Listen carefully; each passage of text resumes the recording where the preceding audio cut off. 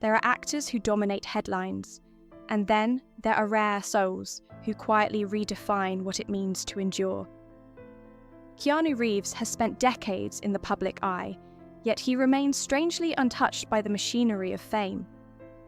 Audiences know him as Neo, as John Wick, as the reluctant hero with haunted eyes. But behind the cinematic myth stands a man shaped not by glamour, but by grief, loyalty, and resilience. His life reads less like a celebrity biography and more like a meditation on survival, kindness, and the cost of loving deeply in a fragile world. A beginning marked by impermanence. Keanu Charles Reeves was born on September 2nd, 1964, in Beirut, a city perched between beauty and instability. His name, derived from Hawaiian, means cool breeze over the mountains, a poetic contrast to the turbulence that would follow. His father, Samuel Nolan Reeves Jr., drifted out of his life when Keanu was only 3 years old. The departure was not softened by explanation. It was abrupt and permanent. That absence became a silent companion, shaping his understanding of attachment and loss long before he could articulate either. A childhood of movement and uncertainty. Raised by his mother, Patricia Taylor, an English costume designer and performer, Keanu's childhood unfolded across continents. From Sydney to New York City and eventually Toronto, stability remained elusive. His mother remarried several times, and each new stepfather brought temporary structure before another departure followed. Home became a concept rather than a place. Suitcases were constant. Schools changed. Friendships dissolved as quickly as they formed. For a sensitive child, impermanence was not an event. It was a lifestyle. Struggles in the classroom, refuge on the ice. Keanu struggled academically, later revealing he had dyslexia. Words refused to align neatly on the page, and traditional classrooms felt like battlegrounds rather than sanctuaries.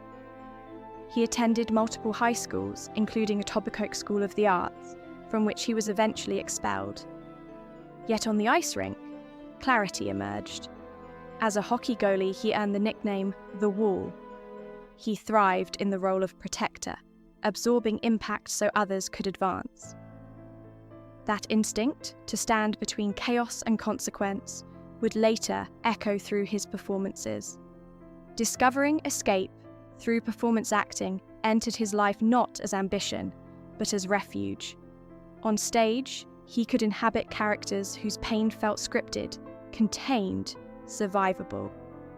Theatre offered him a structure missing elsewhere. Dropping out at 17, he chose uncertainty over predictability and moved to Los Angeles with little more than determination. Early roles were modest, including a part in Youngblood, where he once again portrayed a goalie. The pay was small, the prospects unclear, but something had shifted. For the first time, he felt aligned with his path.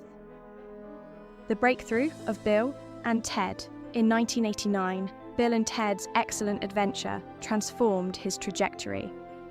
As Ted Theodore Logan, Reeves delivered an earnestness that felt refreshingly unguarded. The film's humour was playful, but his performance carried sincerity that audiences embraced. It grossed over $40 million, a surprising success that introduced him to mainstream recognition. Suddenly, casting directors saw potential beyond the laid-back persona. Yet even as fame approached, Reeves remained reserved, wary of the spotlight's volatility. He had already learned that what appears stable can disappear without warning. Ascending to action stardom. The early 1990s solidified his standing. Point Break paired him with adrenaline and existential undertones, while Speed catapulted him into global stardom.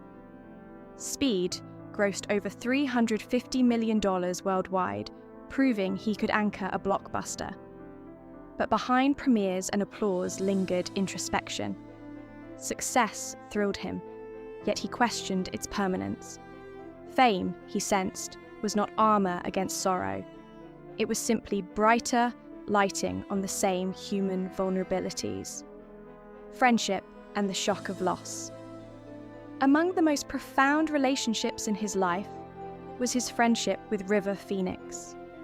They connected during the making of My Own Private Idaho, bonding over art and introspection. When River died of an overdose in 1993 outside the Viper Room, Reeves was devastated. The loss felt surreal and abrupt, another reminder of life's fragility. Grief settled quietly into him, reshaping his outlook. He continued working, but something inside had shifted permanently. He had glimpsed how swiftly existence could fracture. The Matrix and philosophical fame. In 1999, The Matrix redefined both Reeves and modern cinema. As Neo, he embodied a reluctant savior navigating illusion and awakening. The film grossed over $1.6 billion globally across its franchise, and Reeves reportedly earned over $100 million from sequels and back-end deals. Yet, financial windfall did not inflate him. Instead, it allowed generosity. He reportedly donated significant portions of his earnings to cancer research and shared bonuses with crew members. Wealth to him was a tool, not a trophy. Love, stillbirth, and unbearable silence. During the height of The Matrix success, Reeves experienced private heartbreak.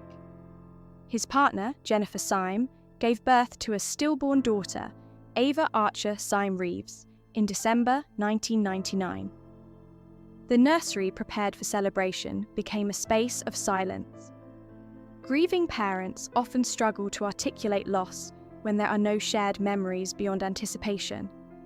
The sorrow strained their relationship, though affection remained.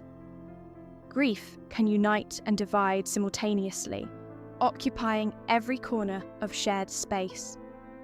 Another farewell too soon. Tragedy struck again in 2001 when Jennifer Syme died in a car accident in Los Angeles. Reeves had seen her just days before. She was buried beside their daughter at Westwood Village Memorial Park Cemetery. For Reeves, loss seemed to echo with cruel symmetry. River, Ava, Jennifer. Yet he continued working, not from indifference, but necessity. Acting became structure, a rhythm that prevented emotional paralysis. He later reflected that grief changes shape but never disappears.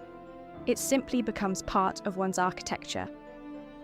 Devotion to family and quiet philanthropy. Parallel to his film career, Reeves devoted himself to his sister Kim, who battled leukemia for years. He supported her treatments and later established a private foundation aiding cancer research, choosing not to attach his name prominently. Public gestures rarely accompanied his generosity. Stories surfaced of subway rides, anonymous donations, and thoughtful gifts to stunt crews during the John Wick franchise, which itself grossed over $1 billion worldwide. His kindness was not strategic branding, it appeared instinctive, almost reflexive. Reinvention through John Wick. When many assumed his peak had passed, John Wick revived his action legacy. The character's grief-fueled resilience mirrored themes familiar to Reeves's life. Audiences responded not only to choreography, but to emotional undertones of loss and loyalty. The franchise expanded his cultural presence, while reinforcing his reputation for humility. Despite an estimated net worth around $380 million, he lives relatively modestly compared to peers. He values experience over extravagance, often emphasizing gratitude for simply waking each morning. Companionship with Alexandra Grant. In recent years, Reeves has found companionship with Alexandra Grant, an accomplished artist in her own right.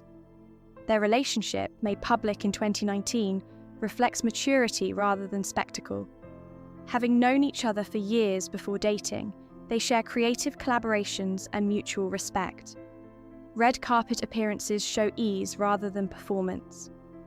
After decades marked by impermanence, Reeves appears to have embraced partnership grounded in authenticity. It is less a fairy tale and more a steady hand held after long storms. Conclusion: the quiet heroism of survival. At 60, Keanu Reeves represents something rare, a global icon whose reputation rests as much on character as career. From Beirut beginnings to Hollywood heights, from profound loss to renewed companionship, his journey illustrates that gentleness can coexist with strength. He has portrayed warriors and visionaries, yet his most compelling role may be himself, a man who continues forward despite grief. His life reminds us that survival is not weakness, and kindness is not naivety. In a world quick to harden, Reeves chooses softness, proving that resilience can be quiet and still profoundly powerful.